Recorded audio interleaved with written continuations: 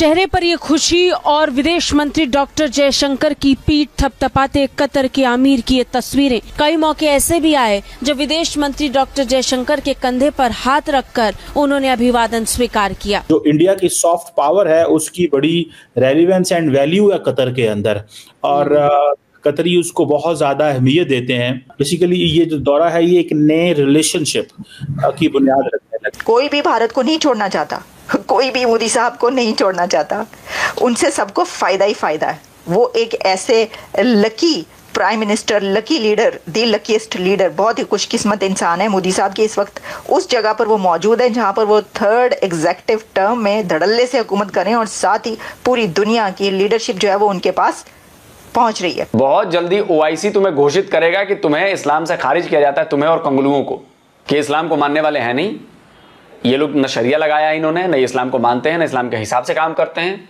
इन लोगों को गैर इस्लामी करार दिया जाए और सारे आपके फिरके बंद कर दिए जाएंगे वहां पे। आप पूरा देश ही गैर इस्लामिक हो जाएगा। हम ये समझते हैं कि सारी दुनिया जो है वो हमारी दुश्मन है। अफगानिस्तान दुश्मन है, ईरान दुश्मन है, इंडिया दुश्मन है, चीनी नाराज हैं, बांग्लादेश को डुबो के रख दिया।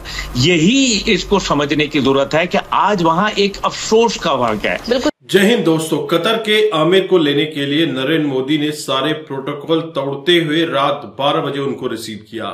इसके बाद उनका भव्य स्वागत किया गया और आज कतर के आमिर भारत के विदेश मंत्री एस जयशंकर के साथ पूरी टीम के साथ मीटिंग कर रहे हैं, और उनके साथ जिस तरह से उनकी दोस्ती हो चुकी है ऐसा लग रहा है कि वह भी डॉक्टर एस जयशंकर के फैन है। इसके ऊपर पाकिस्तानी मीडिया और पब्लिक क्या कहती है हम इस वीडियो में देखने वाले हैं। नरेंद्र मोदी ने खुद से कॉल की अमीर कतर को, और अमीर कतर ने उनकी बात सुनी, मानी। वो जैसा भी जितना भी बड़ा उनका वो स्टेप था, उन्होंने उसको स्टेप को पीछे रखा और मोदी साहब की बात को मान लिया। इससे क्या पता चलता है? इससे ही पता चलता है कि नरेंद्र मोदी कितना बड़ा लीडर है, और नरेंद्र मोदी के personal relationship with world leaders, ये भी पता चलता है। अच्छा, अब इसके अंदर दूसरा एंगल जो मैं इस वक्त डिस्कस करने लगी वो ये है कि आपको पता है कि जो LNG और ऑयल की अभी बात हुई है अमेरिका के अंदर, अमेरिका के तरफ से यहाँ पर प्रेसिडेंट ट्रंप ने ये कहा कि अब इंडिया और अमेरिका के बीच LNG और ऑयल की ट्रेड को बहुत बढ़ाया जाएगा, और अमेरिका की तरफ से ऑयल लेगा भारत। अब अमेरिका से भी तेल लेगा, रशिया से लेता है बहुत सारे कंट्रीज से, लेकिन अब अमेरिका से भी भारत और ज़्यादा तेल लेगा, और LNG की बात हुई है। तो देखिए, जैसे ये बात हुई अमेरिका में, उसी के साथ अमीर कतर भारत पहुंच गए, क्योंकि कतर भी तो, कतर के साथ तो बहुत 20 ईयर्स का एग्रीमेंट हुआ है इंडिया का, इंडिया और कतर के बीच 20 ईयर्स का LNG और ऑयल का ये कॉन्ट्रैक्ट हुआ है ऑलरेडी। लेकिन कंट्रीज अपने बेनिफिट्स के लिए कहीं पर भी पहुंच जाते हैं, फॉरेन जो रूलर्स होते हैं, जो लीडर्स होते हैं। उन्होंने जब ये देखा कि जो अमेरिका है, अब अमेरिका और भारत के जो रिलेशनशिप है वो कहाँ पर पहुंच रहा है, और अमेरिका और भारत का अब ट्रेड भी ज़्यादा होने लगी है, क्योंकि ट्रंप के विजिट में जो कुछ बात हो चुकी है, मोदी साहब के विजिट में और ट्रंप साहब ने जो कुछ उनको कहा है, उसमें सब कुछ सामने आ गया है। तो कंट्रीज जो कि ऑलरेडी इंडिया के साथ इन्वॉल्व हैं, उनको ट्रेड ऑयल और LNG गैस की देने में उनको अपनी फिक्र पड़ गई। फिक्र पड़ने की बात के अलावा वो भी ये चाहते हैं कि उनकी ट्रेड भी बढ़े, या उनके कहीं इंटरेस्ट पर कोई आंच तो नहीं आ रही। कोई भी भारत को नहीं छोड़ना चाहता, कोई भी मोदी साहब को नहीं छोड़ना चाहता, उनसे सबको फायदा ही फायदा है। इंडियंस जो है बड़ी समझदारी से करते हैं। वो अमेरिका के साथ भी ताल्लुकात रखते हैं, चीन के साथ भी रखते हैं, जहाँ ज़रूरत पड़ती है कोई चीज़ लेने की वो रशिया से भी ले लेते हैं। उनके सऊदी अरब से बहुत अच्छे ताल्लुक, ईरान से ले लेते हैं सर, ईरान से भी, उनके सऊदी अरब से बहुत अच्छे ताल्लुक। तो सर हम ट्रेड क्यों नहीं करते इंडिया से? इसलिए कि हमारे साथ मसला है ना, हम ये समझते हैं कि सारी दुनिया जो है वो हमारी दुश्मन है। अफगानिस्तान दुश्मन है, ईरान दुश्मन है, इंडिया दुश्मन है, चीनी नाराज हैं। हम कोई मामूली सा कोई आदमी आ जाता है गोरा, तो हम समझते हैं कि पता नहीं वो क्या हो गया। खराबी इन सब में या हम में? खराबी तो जी हमारी समझ में है। हम ये आज तक ये समझ ही नहीं पाए कि कौमें जो तरक्की करती हैं वो अपनी मेहनत से करती हैं, अपने लोगों को आगे बढ़ा के करती हैं। हमारे साथ ये रहा है कि या तो आप चीन से कुछ हो जाएगा, जब सीपेक आया तो 2013 में शुरू हुआ, तो कुछ लोगों ने कहा कि गेम चेंजर है।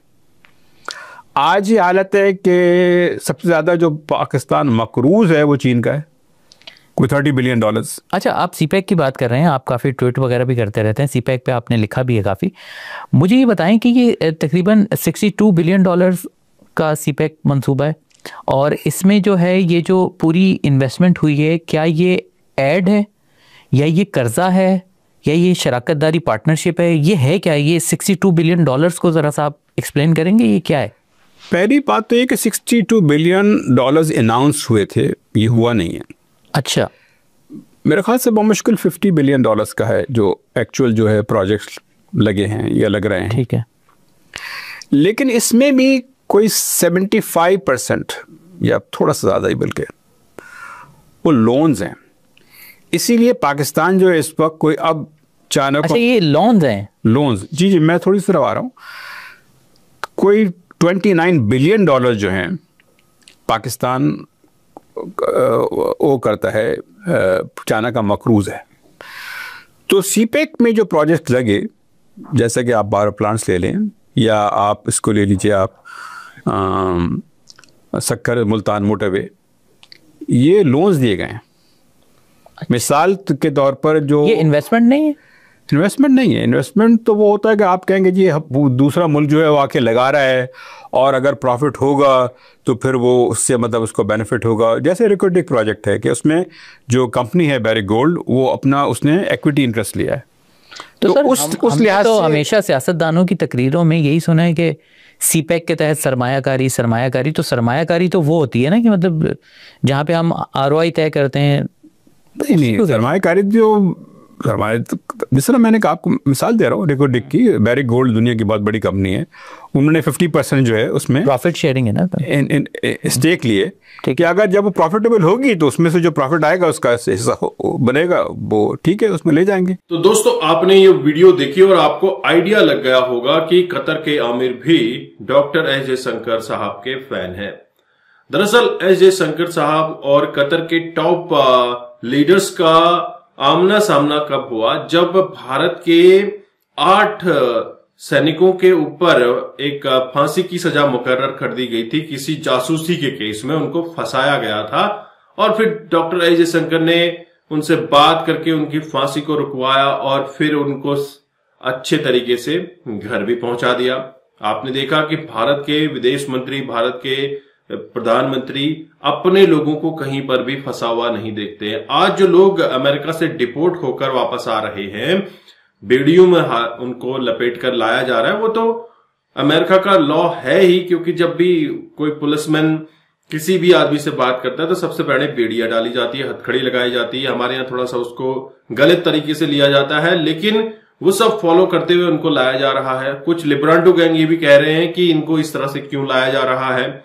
अरे जब ये डिपोर्ट होने वाले लोग 40-50 लाख 70 लाख, कुछ लोग तो 1 करोड़ रुपए लगाकर भी गए दूसरे देशों में, चोरी छुपे चोर की तरह गए हैं, जब उनको लाया जा रहा है तो इसमें बुरा क्या है। लेकिन अपने लोगों को कभी भी भारत तन्हे तन्हा नहीं छोड़ता है। वहीं अगर हम बात करें कतर के आमिर और डॉक्टर एस जयशंकर की जुगलबंदी से पाकिस्तान जलभुन गया है। पाकिस्तान चाहता था कि कतर के आमिर उनके यहां आए। अब पाकिस्तान कौन जा रहा है? अर्दोगान, जो कि घोड़े की सवारी वाला है, इसके अलावा कोई नहीं जा रहा है। दरअसल पाकिस्तान की हालत ऐसी है नहीं कि वह किसी को बुला सके। अभी आईसीसी चैंपियनशिप ट्रॉफी को लेकर भी काफी खतरा मंडरा रहा है, क्योंकि वहां पर जिस तरह से अटैक्स हुए हैं, टीटीपी ने लगातार अटैक करने शुरू किए हैं, इससे तो पाकिस्तान में आईसीसी चैंपियनशिप ट्रॉफी भी कैंसिल होती हुई दिख रही है। आप क्या समझते हैं, आपके क्या विचार हैं, कमेंट कीजिएगा। चैनल पर नए हैं, चैनल को भी सब्सक्राइब करें। हम आपको मिलते हैं अगले वीडियो में, तब तक अपना ध्यान रखिए। जय हिंद, जय भारत, जय श्री राम।